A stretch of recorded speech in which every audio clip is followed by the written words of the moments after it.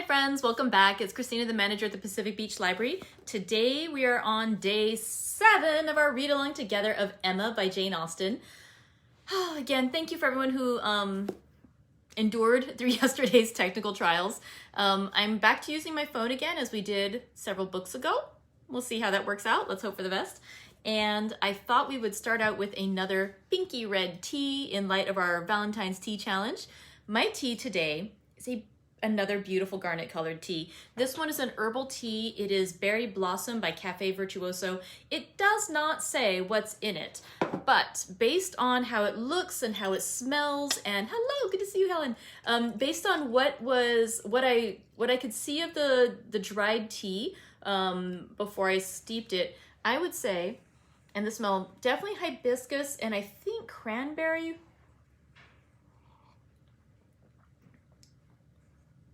There's definitely a tartness to it. I think that there were some little tiny berries, and so I was thinking they might be currants, but I wasn't certain. And then maybe raspberry. I think it has raspberry in it. But yeah, it's a really fun, I don't know how well you can see the light through it, but yeah, from where I am, is this beautiful red tea. It's a lovely color. So if you have something fun to share today, or if you decided to take up the Valentine tea challenge, I'd love to see what you're doing. Or if you want to share that, it'd be fun. All right, so yesterday, once we finally got down to our reading, I hope you understood why I had to make sure that you definitely got through all of the second chapter, because it was great. Yesterday was the culmination of so many of the chapters that we've read before. And actually the book is written in 3 separate volumes, and today we're going to conclude volume 1 of 3. And so what we had yesterday was the dinner party on Christmas Eve at the Weston home, Randall's. And in chapter 14, they talked amongst each other about this and that. Mr. Elton was sitting by Emma, kind of not quite getting on her nerves, but he wasn't being quite as solicitous of about asking about Harriet as she thought he should, and he was being a little overly familiar, and especially after her brother-in-law, Mr. John Knightley, had mentioned that Mr. Elton had seemed kind of flirtatious. She's concerned that he might be turning his feelings away from Harriet to her, and she's not down with that. And she overhears the other folks at the dinner table talking about how Mr. Weston's son, Mr. Frank Churchill, might be coming for a visit, although his wife, Mrs. Weston, formerly Miss Taylor, thinks it may not actually happen. He's delayed it so many times. And it's interesting because Emma makes the point of saying to Mrs. Weston, well, he's a man. He's old enough. He's 23. If he really wanted to come, he'd come. I mean, even if he can't stay for as long as he would like, because his semi-adopted mother, his aunt, is, Mrs. Churchill of Enscombe, because she is perhaps jealous of Mr. Weston, that, despite that, that's his own father, and he's a grown man. He can come out at least for a few days to see his dad.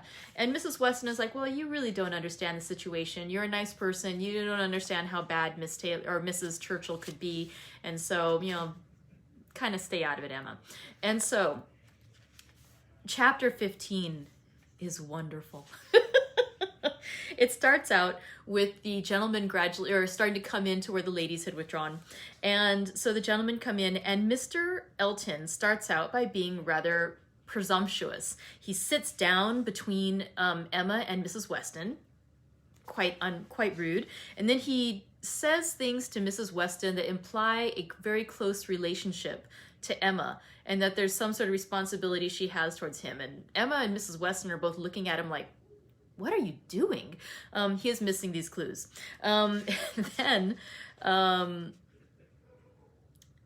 brother-in-law, Mr. John Knightley, comes in, and he basically says, wow. He says to his father-in-law, Mr. Woodhouse, who we know to be very kind, but a bit of a worrywart.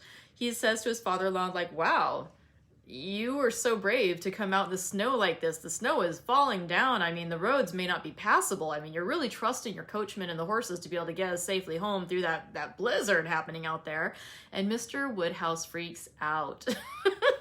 I love, too, that his daughter, Isabella, who we have already understood is very much like her father in this regard, she suddenly goes from being this frail little thing who is, sick at a drop of a hat, that she is just like, We need to go home to the children. We cannot be snowed in here at Randall's. We need to see the children immediately. Let's get in the carriage. If the carriage gets snowed in, I will get out and walk to my children. And so she's so dramatic. And her husband, Mr. John Knightley, is just like, really? You're gonna get out and walk in those shoes and those clothes? You're gonna freeze. It's the first time you've ever been willing to get out in the snow. And it's a funny scene. However, while everybody's getting all in a tizzy, Mr. George Knightley, the elder brother, comes over to Emma and just says, calmly, the two of them, they just settle everything. It's like, your father needs to get out of here, else he's going to stress himself out. And she said, absolutely. You want to call the carriage? Call the carriage. Done. So the two of them just settle the whole affair, and they get loaded up. On their way out, Mr. Woodhouse, his daughter Isabella, and her husband, Mr. John Knightley, they'll get in one carriage, leaving Emma alone with Mr. Elton. It's not super appropriate, but he's the vicar, so no one's raising any red flags about it. Until Mr. Elton starts making romantic declarations to Emma. And she is astonished, and she thinks maybe he's a bit drunk, because why would he be flirting with me instead of with Harriet? What's happening? I'm not okay with this. And she tells him, I think you're a little, I think you might be a little impaired. I think you mean to say this to my friend. I'll forget that you said this to me. And he's like, why would I say any of this stuff to your friend? It's you that I want. And so it comes out that she has been mistaken this entire time, that she's thought he was courting Harriet Smith. That in fact, even though Emma believes that Harriet Smith, as the natural daughter of somebody with money, that she is of a higher class than Harriet has previously purported herself to be, that Mr. Elton doesn't see her that way. He sees her as somebody with no name, no birth, and that he doesn't need to waste himself on somebody like that, that he doesn't need to marry down in that way. And again, for Emma, she had not seen a match between them as him marrying down, because she sees Harriet as being, of good birth. And so there's that class difference. And there's also, it's interesting too, because he's so affronted at the idea of marrying down to Harriet. And she's like, oh, you're not married. She, in her mind, you can tell that she's just like, there's no marrying down to Harriet. You're no better than her. But she's absolutely offended at the idea that he would dare to think of courting her with all of her money. Oh, it's so good. Okay. So eventually she slaps him down hard enough. And she says, I never gave you encouragement. You've been entirely mistaken. I've seen you only as admired my friend. Yeah, it's just, there is a great, she didn't see the inequality between the two of them, but yeah, clearly she sees the inequality between herself and he. And so they're both upset and silent by the end of that carriage ride, and it's very awkward. And they get back home, and or she gets back home, and it's interesting too. There's just this tying the bow on the end of this little gift wrap or beautiful chapter that we had, was that there's one more mention of the thin gruel that Mr. Woodhouse is convinced is the panacea for all ills, I guess, and that they, Mr. John Knightley is now in a better temper, that they've made it safely home through the snow, that they're not snowed in at Randall's. And so even though he won't drink the thin gruel, he's willing to concede that it is wholesome. So the chapter ended with Emma trying to be cheerful and involved with the group, but in her mind still riled up by the scene that she experienced with Mr. Elton. Okay, today we only have three very short chapters, but they conclude volume 1. And so, so excited we get to share these chapters together. Let's go in for chapters 16 through 18 of Emma by Jane Austen. And let's begin with chapter 16. The hair was curled and the maid sent away, and Emma sat down to think and be miserable. It was a wretched business indeed. Such an overthrow of everything she had been wishing for. Such a development of everything most unwelcome. Such a blow for Harriet. That was the worst of all. Every part of it brought pain and humiliation of some sort or other. But compared with the evil to Harriet, all was light, and she would gladly have submitted to feel yet more mistaken, more in error, more disgraced by disjudgment than she actually was, could the effects of her blunders have been confined to herself. If I had not persuaded Harriet into liking the man, I could have borne anything. He might have doubled his presumption to me, but poor Harriet! How she could have been so deceived. He protested that he had never thought seriously of Harriet. Never! She looked back as well as she could, but it was all confusion. She had taken up the idea, she supposed, and made everything bend to it. His manners, however, must have been unmarked, wavering, dubious, or she could not have been so misled. The picture! How eager he had been about the picture! And the charade! And 100 other circumstances! How clearly they had seemed to point at Harriet! To be sure, the charade with its ready wit, but then the soft eyes! In fact, it suited neither. It was a jumble without taste or truth. Who could have seen through such thick-headed nonsense? Certainly she had often, especially of late, thought his manners to herself unnecessarily gallant, but it had passed as his way, as a mere error of judgment, of knowledge, of taste, as one proof among others that he had not always lived in the best society, that with all the gentleness of his address, true elegance was sometimes wanting. But till this very day she had never, for an instant, suspected it to mean anything but grateful respect to her as Harriet's friend. To Mr. John Knightley was she indebted for her first idea on the subject, for the first start of its possibility. She remembered what Mr. Knightley had once said to her about Mr. Elton, the caution he had given, the conviction he had professed that Mr. Elton would never marry indiscreetly, and blushed to think how much truer a knowledge of his character had been there shown than any she had reached herself. It was dreadfully mortifying, but Mr. Elton was proving himself, in many respects, the very reverse of what she had meant and believed him: proud, unassuming, conceited, very full of his own very full of his own claims, and little concerned about the feelings of others. Contrary to the usual course of things, Mr. Elton's wanting to pay his addresses to her had sunk him in her opinion. His professions and his proposals did him no service. She thought nothing of his attachment, and was insulted by his hopes. He wanted to marry well, and having the arrogance to raise his eyes to her, pretended to be in love. But she was perfectly easy as to his not suffering any disappointment that need be cared for. There had been no real affection either in his language or manners. Sighs and fine words had been given in abundance, but she could hardly devise any set of expressions or fancy any tone of voice less allied with real love. She need not trouble herself to pity him. He only wanted to aggrandize and enrich himself, and if Miss Woodhouse of Hartfield, the heiress of £30,000, were not quite so easily obtained as he had fancied, he would soon try for Miss Somebody Else with 20 or with 10.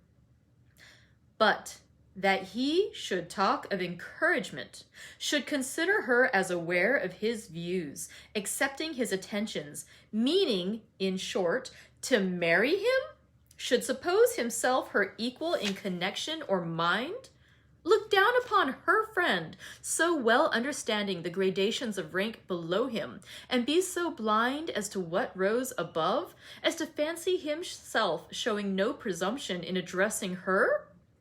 It was most provoking. Perhaps it was not fair to expect him to feel how very much he was her inferior in talent and all the elegancies of mind. The very want of such equality might prevent his perception of it, but he must know that in fortune and consequence she was greatly his superior. He must know that the Woodhouses had been settled for several generations at Hartfield, the younger branch of a very ancient family, and that the Eltons were nobody. The landed property of Hartfield certainly was inconsiderable, being but a sort of notch in the Donwell Abbey estate, to which all the rest of Highbury belonged, but their fortune, from other sources, was such as to make them scarcely secondary to Donwell Abbey itself in every other kind of consequence, and the Woodhouses had long held a high place in the consideration of the neighborhood which Mr. Elton had first entered not 2 years ago, to make his way as he could, without any alliances but in trade, or anything to recommend him to notice but his situation and his civility. But he had fancied her in love with him. That evidently must have been his dependence, and after raving a little about the seeming incongruity of gentle manners and a conceited head, Emma was obliged, in common honesty, to stop and admit that her own behavior to him had been so complacent and obliging, so full of courtesy and attention as, supposing her real motive unperceived, might warrant a man of ordinary observation and delicacy, like Mr. Elton, in fancying himself a very decided favorite. If she had so misinterpreted his feelings, she had little right to wonder that he, with self-interest to blind him, should have mistaken hers. The first error, and the worst, lay at her door. It was foolish, it was wrong, to take so active a part in bringing any two people together. It was adventuring too far, assuming too much, making light of what ought to be serious, a trick of what ought to be simple. She was quite concerned and ashamed, and resolved to do such things no more. Here have I, said she, actually talked poor Harriet into being very much attached to this man. She might never have thought of him but for me, and certainly never would have thought of him with hope if I had not assured her of his attachment, for she is as modest and humble as I used to think him. Oh, that I had been satisfied with persuading her not to accept young Martin. There I was quite right. That was well done of me, but there I should have stopped and left the rest to time and chance. I was introducing her into good company and giving her the opportunity of pleasing someone worth having. I ought not to have attempted more. But now, poor girl, her peace is cut up for some time. I have been but half a friend to her, and if she were not to feel this disappointment so very much, I am sure I have not an idea of anybody else who would be at all desirable for her. William Cox? Oh no, I could not endure William Cox, a pert young lawyer. She stopped to blush and laugh at her own relapse, and then resumed a more serious, more dispiriting cogitation upon what had been, and might be, and must be.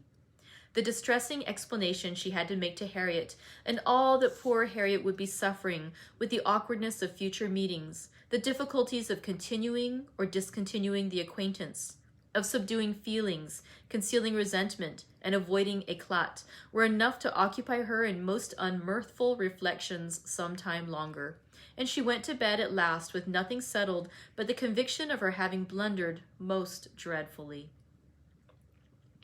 To youth and natural cheerfulness like Emma's, though under temporary gloom at night, the return of day will hardly fail to bring return of spirits.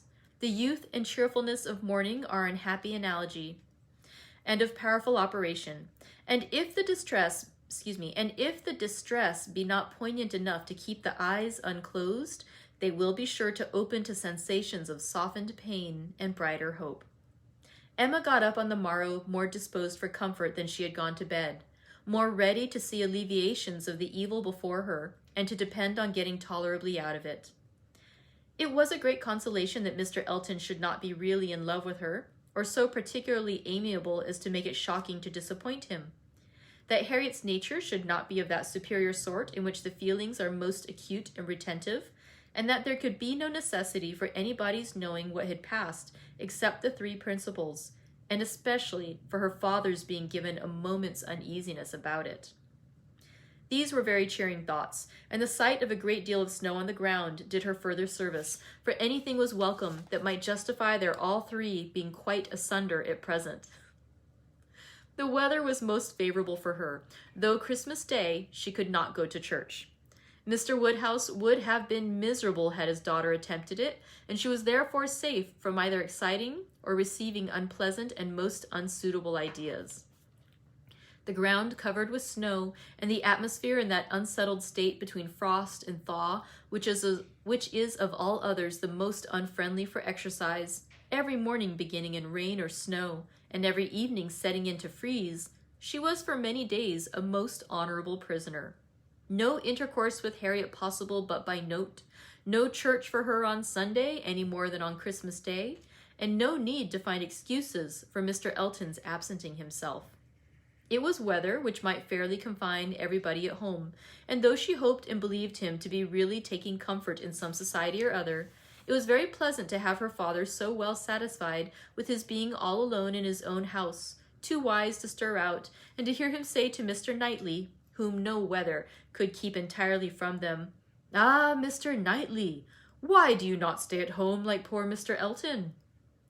These days of confinement would have been, but for her private perplexities, remarkably comfortable, as such seclusion exactly suited her brother, whose feelings must always be of great importance to his companions, and he had besides so thoroughly cleared off his ill humor at Randalls that his amiableness never failed him during the rest of his stay at Hartfield. He was always agreeable and obliging, and speaking pleasantly of everybody. But with all the hopes of cheerfulness, and all the present comfort of delay, there was still such an evil hanging over her in the hour of explanation with Harriet, as made it impossible for Emma to be ever perfectly at ease.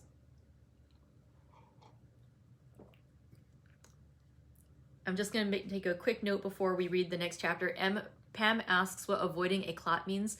I don't know either, but you did spell it correctly. So if you want to look up the dictionary definition, that would be great. Otherwise, I will look it up afterwards and post that. I didn't know what the word meant either. All right, next, chapter 17. Mr. and Mrs. John Knightley were not detained long at Hartfield.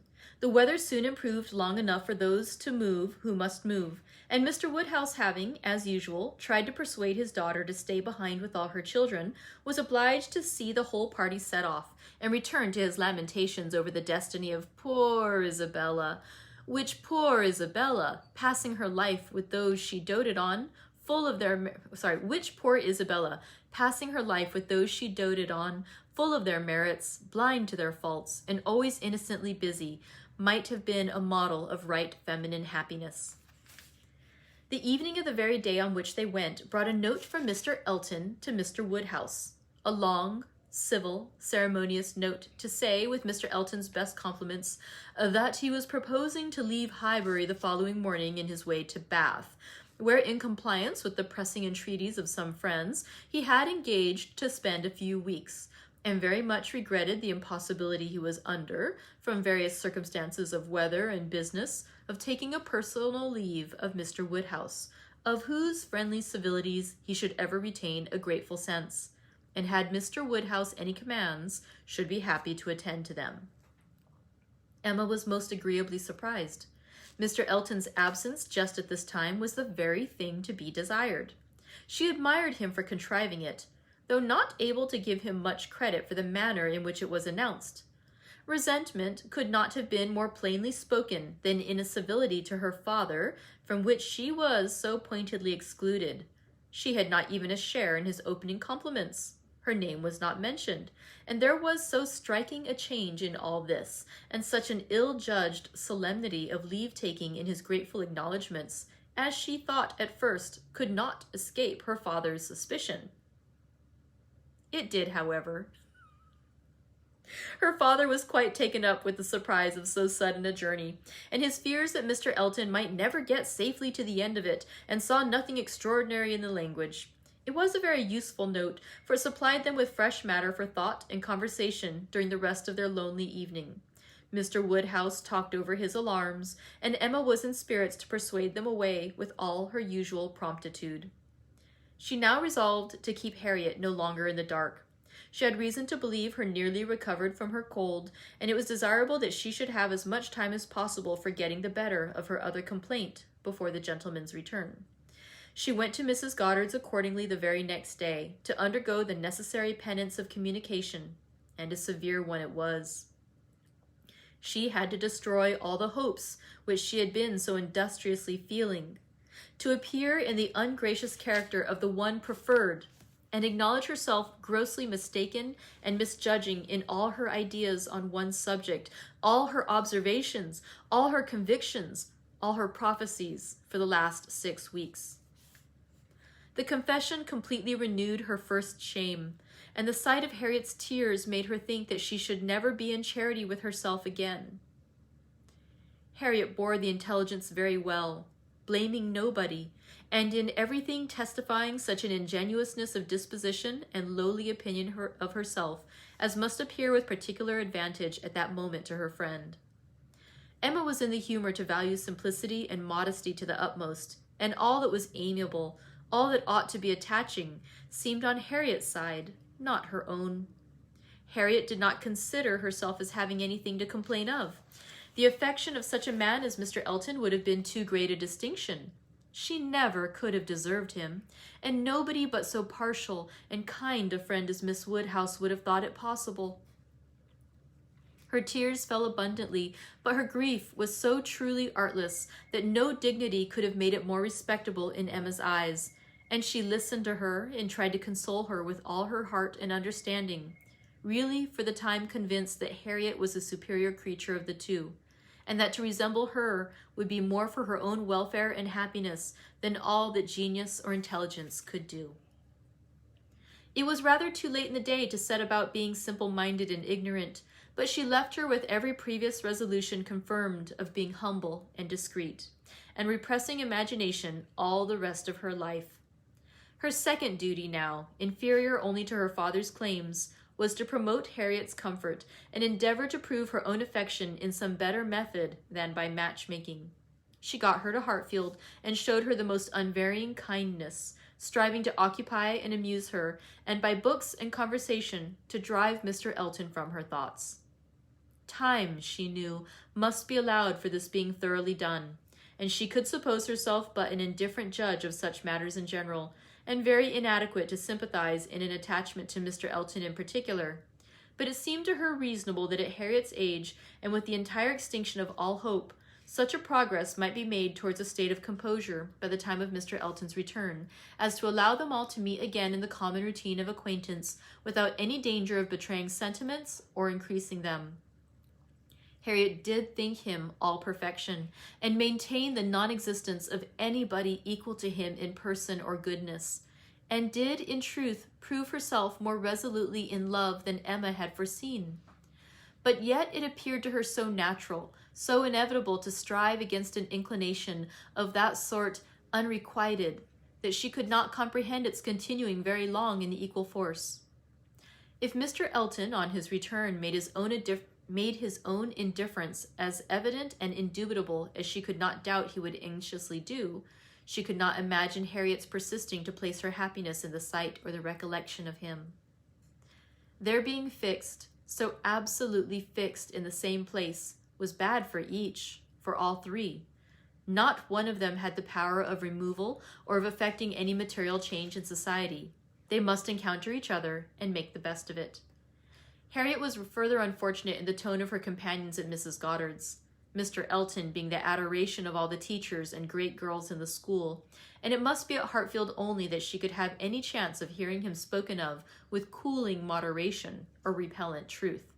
Where the wound had been given, there must the cure be found if anywhere, and Emma felt that, till she saw her in the way of cure, there could be no true peace for herself.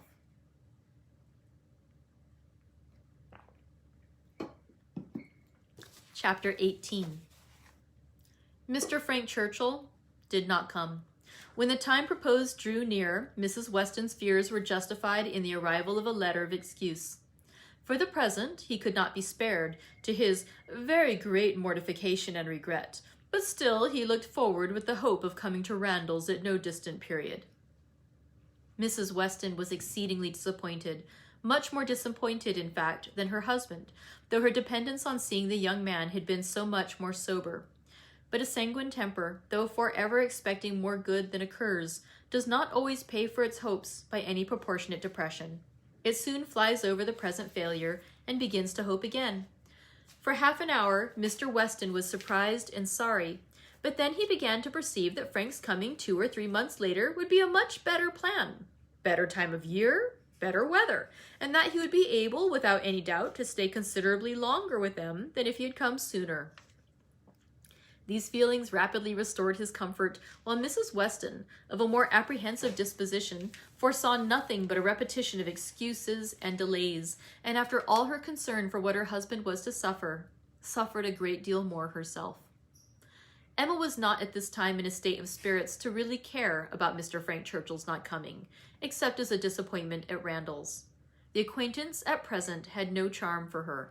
She wanted, rather, to be quiet and out of temptation, but still, as it was desirable that she should appear, in general, like her usual self, she took care to express as much interest in the circumstance and enter as warmly into Mr. and Mrs. Weston's disappointment as might naturally belong to their friendship. She was the first to announce it to Mr. Knightley, and exclaimed quite as much as was necessary, or, being acting a part, perhaps rather more, at the conduct of the Churchills in keeping him away. She then proceeded to say a good deal more than she felt, of the advantage of such an addition to their confined society in Surrey, the pleasure of looking at somebody new, the gala day to Highbury and Tyre, which the sight of him would have made, and ending with reflections on the Churchills again, found herself directly involved in a disagreement with Mr. Knightley, and to her great amusement perceived that she was taking the other side of the question from her real opinion, and making use of Mrs. Weston's arguments against herself. "The Churchills are very likely in fault," said Mr. Knightley coolly, "but I dare say he might come if he would." "I do not know why you should say so. He wishes exceedingly to come, but his uncle and aunt would not spare him." "I cannot believe that he has not the power of coming, if he made a point of it. It is too unlikely for me to believe it without proof." "How odd you are! What has Mr. Frank Churchill done to make you suppose him such an unnatural creature?" "I am not supposing him at all an unnatural creature, and suspecting that he may have learnt to be above his connections, and to care very little for anything but his own pleasures, from living with those who have always set him the example of it. It is a great deal more natural than one could wish, that a young man, brought up by those who are proud, luxurious, and selfish, should be proud, luxurious, and selfish too. If Frank Churchill had wanted to see his father, he would have contrived it between September and January. A man at his age, what is he, 3 or 24, cannot be without the means of doing as much as that. It is impossible." "That's easily said, and easily felt by you, who have always been your own master. You are the worst judge in the world, Mr. Knightley, of the difficulties of dependence. You do not know what it is to have tempers to manage." "It is not to be conceived that a man of 3 or 24 should not have liberty of mind or limb to that amount. He cannot want money. He cannot want leisure. We know, on the contrary, that he has so much of both that he is glad to get rid of them at the idlest haunts in the kingdom. We hear of him forever at some watering place or other. A little while ago he was at Weymouth. This proves that he can leave the Churchills." "Yes, sometimes he can." "And those times are, whenever he thinks it worth his while, whenever there is any temptation of pleasure." "It is very unfair to judge of anybody's conduct without an intimate knowledge of their situation. Nobody who has not been in the interior of a family can say what the difficulties of any individual of that family may be. We ought to be acquainted with Enscombe and with Mrs. Churchill's temper before we pretend to decide upon what her nephew can do. He may at times be able to do a great deal more than he can at others."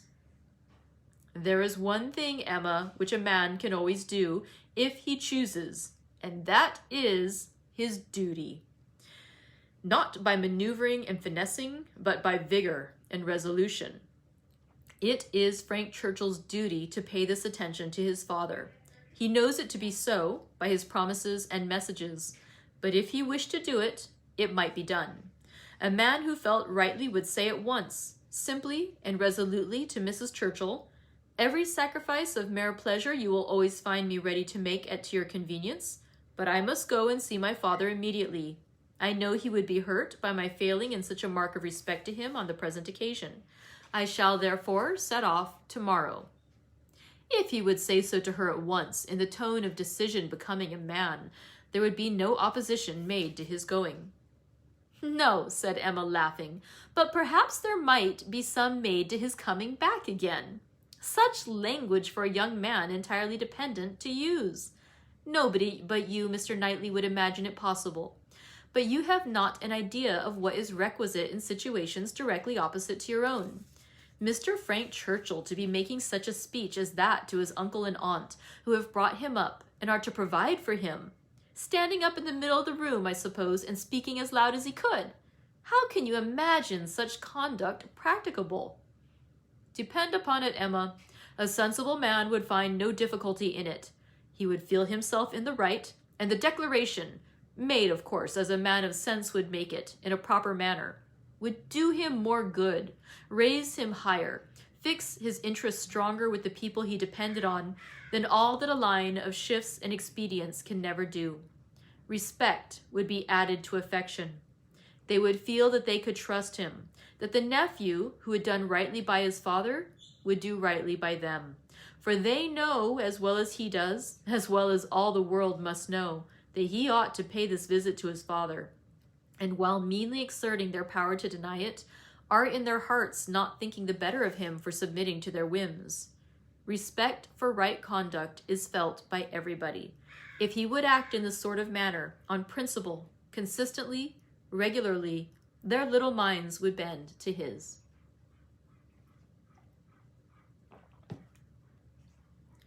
I rather doubt that.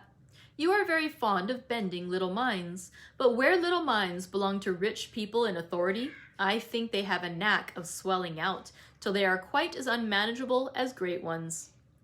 I can imagine that if you,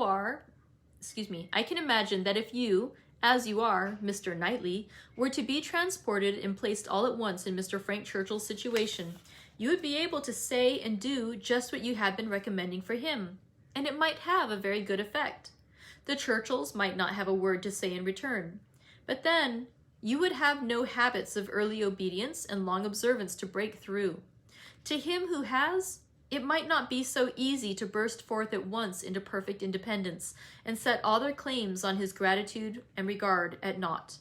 He may have as strong a sense of what would be right as you can have, without being so equal under particular circumstances to act up to it. Then it would not be so strong a sense. If it failed to produce equal exertion, then it would not be so strong a sense. If it failed to produce equal exertion, it could not be an equal conviction. Oh, the difference of situation and habit. I wish you could try to understand what an amiable young man may be likely to feel in directly opposing those whom as child and boy he has been looking up to all his life. Your amiable young man is a very weak young man. If this be the first occasion of his carrying through a resolution to do right against the will of others, it ought to have been a habit with him by this time of following his duty instead of consulting expediency. I can allow for the fears of the child, but not of the man. As he became rational, he ought to have roused himself and shaken off all that was unworthy in their authority. He ought to have opposed the first attempt on their side to make him slight his father. Had he begun as he ought, there would have been no difficulty now. We shall never agree on this, cried Emma, but that is nothing extraordinary. I have not the least idea of his being a weak young man. I feel sure that he is not. Mr. Weston would not be blind to folly, though in his own son. But he is very likely to have a more yielding, complying, mild disposition than would suit your notions of man's perfection. I dare say he has, and though it may cut him off from some advantages, it will secure him many others. Yes, all the advantages of sitting still when he ought to move, and of leading a life of mere idle pleasure, and fancying himself extremely expert in finding excuses for it.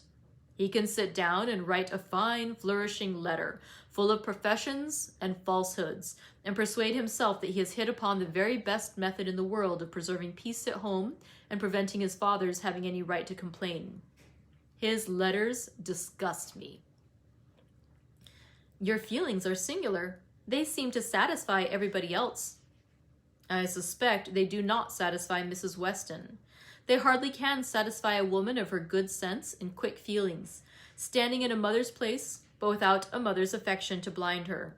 It is on her account that attention to Randalls is doubly due, and she must doubly feel the omission. Had she been a person of consequence herself, he would have come, I dare say, and it would not have signified whether he did or no. Can you think your friend behindhand in these sort of considerations? Do you suppose she does not often say all this to herself? No, Emma, your amiable young man can be aimable only in French, not in English. He may be very amiable, have very good manners, and be very agreeable, but he can have no English delicacy toward the feelings of other people. Nothing really amiable about him. You seem determined to think ill of him. Me? Not at all, replied Mr. Knightley, rather displeased. I do not want to think ill of him. I should be as ready to acknowledge his merits as any other man, but I hear of none, except what are merely personal, that he is well-grown and good-looking, with smooth, plausible manners. Well, if you have nothing else to recommend him, he will be a treasure at Highbury. We do not often look upon fine young men, well-bred and agreeable. We must not be nice and ask for all the virtues into the bargain. Cannot you imagine, Mr. Knightley, what a sensation his coming will produce? There will be but one subject throughout the parishes of Donwell and Highbury, but one interest, one object of curiosity. It will be all Mr. Frank Churchill. We must think and speak of nobody else. You will excuse my being so much overpowered. If I find him conversable, I shall be glad of his acquaintance. But if he is only a chattering coxcomb, he will not occupy much of my time or thoughts. My idea of him is that he can adapt his conversation to the taste of everybody, and has the power as well as the wish of being universally agreeable. To you, he will talk of farming, to me, of drawing or music, and so on to everybody, having that general information on all subjects which will enable him to follow the lead or take the lead, just as propriety may require, and to speak extremely well on each. That is my idea of him. And mine, said Mr. Knightley warmly, is that if he turn out anything like it, he will be the most insufferable fellow breathing. What? At 23 to be the king of his company, the great man, the practiced politician who is to read everybody's character and make everybody's talents conduce to the displays of his own superiority, to be dispensing his flatteries around that he may make all appear like fools compared with himself? My dear Emma, your own good sense could not endure such a puppy when it came to the point. I will say no more about him, cried Emma. You turn everything to evil. We are both prejudiced, you against, I for him, and we have no chance of agreeing till he is really here. Prejudiced? I am not prejudiced. But I am very much, and without being at all ashamed of it. My love for Mr. and Mrs. Weston gives me a decided prejudice in his favor. He is a person I never think of from 1 month's end to another, said Mr. Knightley, with a degree of vexation which made Emma immediately talk of something else, though she could not comprehend why he should be so angry. To take a dislike to a young man, only because he appeared to be of a different disposition from himself, was unworthy the real liberality of mind which she had always used, to take a dislike to a young man, only because he appeared to be of a different disposition from himself, was unworthy the real liberality of mind which she was always used to acknowledge in him, for with all the high opinion of himself which she had often laid to his charge, she had never before for a moment supposed it could make him unjust to the merit of another. And that is the end of Volume 1 of Emma by Jane Austen. Thank you very much for joining me for today's reading. Tomorrow, we are only going to read 2 chapters of Volume 2. 2 of 2, sounds about right. I'll see you then. Thank you so much for joining me today. And yeah, if you have not yet found a pink or red tea, challenge you to find one for tomorrow for a conclusion of our pre-Valentine's week. Take care, friends. I'll see you next time. Bye.